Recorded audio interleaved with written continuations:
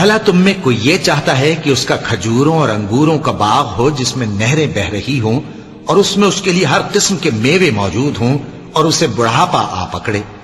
اور اس کے ننھے ننھے بچے بھی ہوں تو ناگہاں اس باغ پر آگ کا بھرا ہوا بگولا چلے پس وہ جل جائے؟ اس طرح اللہ تم سے اپنی آیتیں کھول کھول کر بیان فرماتا ہے تاکہ تم سوچو اور سمجھو۔ مومنو، جو پاکیزہ اور عمدہ مال تم کماتے ہو اور جو چیزیں ہم تمہارے لیے زمین سے نکالتے ہیں ان میں سے اللہ کی راہ میں بھی خرچ کرو، اور بری اور ناپاک چیزیں دینے کا قصد نہ کرنا کہ اگر وہ چیزیں تمہیں دی جائیں تو بجز اس کے کہ لیتے وقت آنکھیں بند کر لو ان کو کبھی نہ لو، اور جان رکھو کہ اللہ بے نیاز ہے، خوبیوں والا ہے۔ شیطان تمہیں تنگ دستی کا خوف دلاتا اور بے حیائی کے کام کرنے کو کہتا ہے،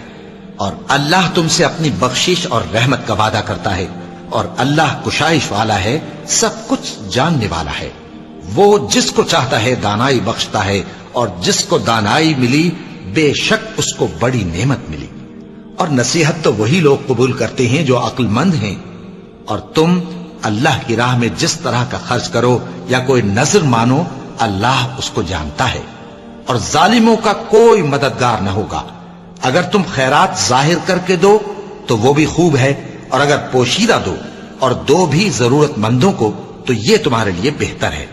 اور اس طرح کا دینا تمہارے گناہوں کو بھی دور کرے گا، اور اللہ کو تمہارے سب کاموں کی خبر ہے۔ اے نبی صلی اللہ علیہ وآلہ وسلم، تم ان لوگوں کی ہدایت کے ذمہ دار نہیں ہو، بلکہ اللہ ہی جس کو چاہتا ہے ہدایت بخشتا ہے۔ اور مومنو، تم جو مال خرچ کرو گے تو اس کا فائدہ تم ہی کو ہے، اور تم تو جو خرچ کرو گے اللہ کی خوشنودی کے لیے کرو گے، اور جو مال تم خرچ کرو گے وہ تمہیں پورا پورا دے دیا جائے گا اور تمہارا کچھ نقصان نہیں کیا جائے گا۔